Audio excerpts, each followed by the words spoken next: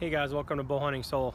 I'm scouting for turkeys at lunch here. It's only about 5 minutes away from where I work, but this is all flooded. It's all flooded away. I mean, as far as you can see. This water is usually by like way out there. So this depression here is usually not flooded. I like to set up actually right in here for turkeys.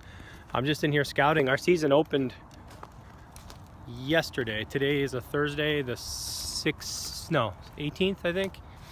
Anyway, whatever. It opened yesterday. Wasn't able to get in here and check this place out because I knew we've had like major flooding. I'm in the Minnesota River Valley here, and we've just had so much flooding from all the runoff and the snow, the piles and piles and piles of snow that we've had. So it looks kind of dry-ish here, and from previous experience I know this is kind of the area that, you know, they roost up in here past few years. I mean, just in these trees, and they kind of fly down this way. So I'm gonna check this place out a little bit more, and I'm gonna check out another place that's just a little bit farther down. Again, I wasn't sure how far underwater this was going to be. Luckily, there, you know, once you go past here, it's like marsh anyway, so they don't really hang out in there. So the area that I'm at right now, that I've typically seen them for the past few years, is dry, which is good. So I'm doing this video now because you may not be able to see me in the morning. I'm going to try and come up and set up in the morning here.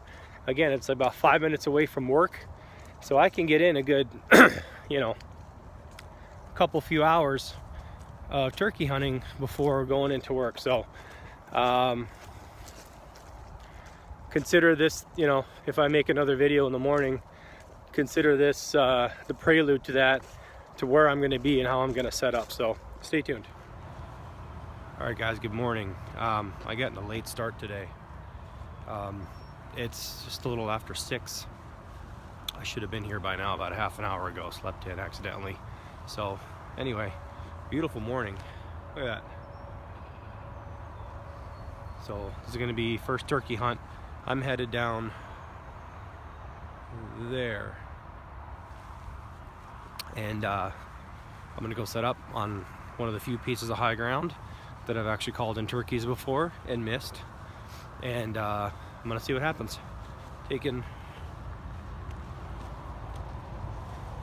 Taking the Kodiak Magnum this morning. It's colder than I thought. It's damper than I thought. It's like 38 degrees. And didn't bring a hat. But anyway, I got the blind, and we're gonna see what happens. Stay tuned. Well, I've called in a hen turkey. Watch this. Can't shoot hens. It's coming up right here. Now, hopefully a gobbler will come up behind it. It's coming up over here. Watch this.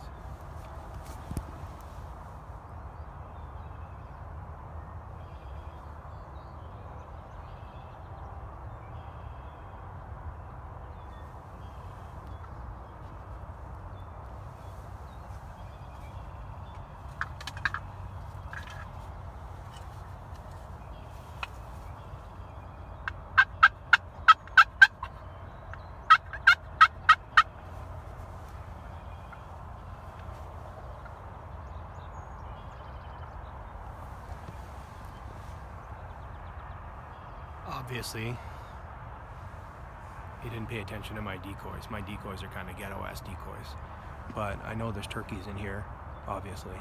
And I'm hoping when this hen starts clucking around over here, that it might bring a Tom or a Jake. Just flew across that pond over there. So I'm gonna sit here and see. I haven't heard any gobbles. I came in late this morning, but a hen ain't gonna cut it, but I probably would have, maybe it was a little farther shot than I would want to take for a turkey. But hopefully the real deal calls in, the real deal, Jake or Tom, so we'll see.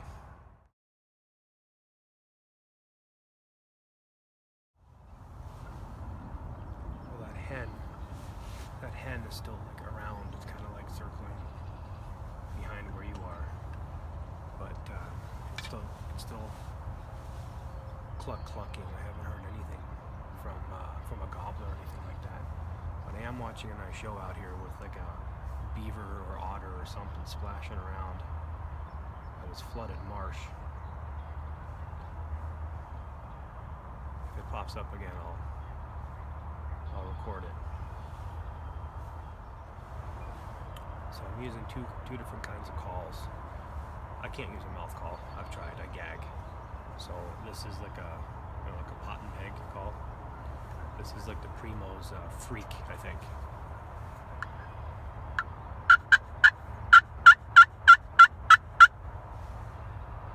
It's just a different tone than the slate call.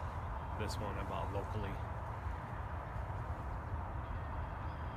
Hardy's Custom Calls. I don't know. I guess he's a local guy. I bought it a few years ago. Same striker.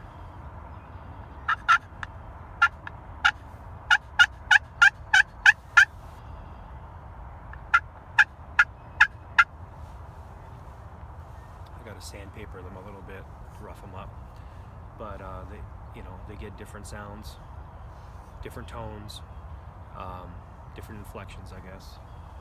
So I use both of them to make it sound like there's more than one hen. Hopefully it'll make a difference. I had another striker too. There was a different striker and I'd mix and match, but I lost it out there somewhere last year. So anyway, I'm gonna keep waiting.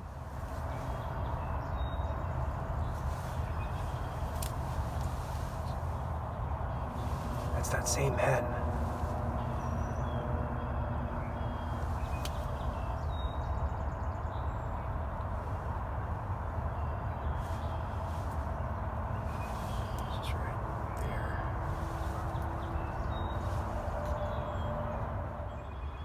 Well, that's it for me. It's a little after 7 here. I'm going to start getting ready for work. I want to show you my setup. I'm on a ridge here. Well, this is like a 5, 6, 8 foot difference maybe, but I'm on this ridge. There's my blind. There's my decoys. There's the flooded marsh. And there's a road literally less than 200 yards away probably. There's a lot of road noise here. What I did, I'm going to show you. I decided to try this funky chicken decoy. It's supposed to be like a really wimpy Jake that's supposed to get the toms all upset and hot and bothered and coming over here. Well, not hot and bothered, but kind of pissed off. Then I've got this inflatable, I think it's this Cherokee Sports or whatever. I've got a hole in it. It should be a little more inflated than that. I call her Gertrude. I don't know why. I just came up with the name a few years ago. So anyway, so here's my blind. I've got the zipper open on it. And I've actually missed a few years ago with my compound. I missed the bird right here at 11 yards. It just went shh. It just kind of skimmed it.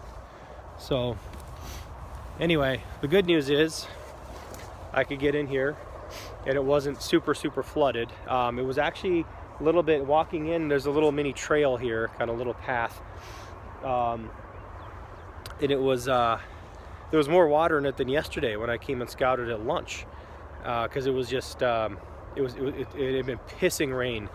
And no, I didn't scout at lunch. Yeah, was it yesterday? I can't remember. Anyway, but it was in between the rain, and then it just rained and rained and rained and rained and rained and rained. And this marsh that's all flooded here, this is all flooded. This over here is all flooded. Usually I walk in here because they roost that way, a couple hundred yards.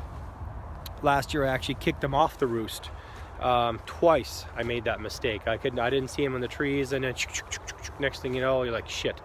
So anyway, this is kind of my setup, and this is like the high ground. I don't think I'm going to come in here tomorrow. Today's Friday. I'm not going to come in here tomorrow.